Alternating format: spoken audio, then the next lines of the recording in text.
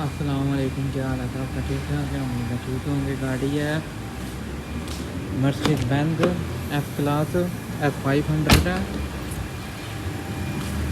2019 model है, 2 door है।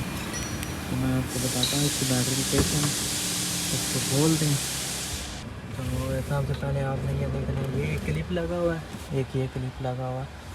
2 clip खोल लेने हैं इसको बाहर निकालने के लिए। तो ये देखने, ये मैंने बाहर निकाल लिया। उसके बाद आपने ये खोलना, ये कवर जो है ना, ये भी खोलना पड़ेगा, ठीक है। और ये 2 क्लिप लगे हैं, एक और 2 सामने आपको नज़र आ रहे हैं, ये 2 क्लिप। तो इसके पीछे जो है ना बैटरी है, तो मैं आपको दिखाता हूँ। एक ये क्लिप लगा हुआ है, एक ये लगा होता है, ठीक है। एक ये बोल्ड इस तरह से मैंने खोल ली है, ठीक है। इस तरह से खोल के एक बार दिखाता। तो ये इसकी बैटरी पड़ी है, लेकिन ये मुकम्मल आपको खोलनी पड़ेगी।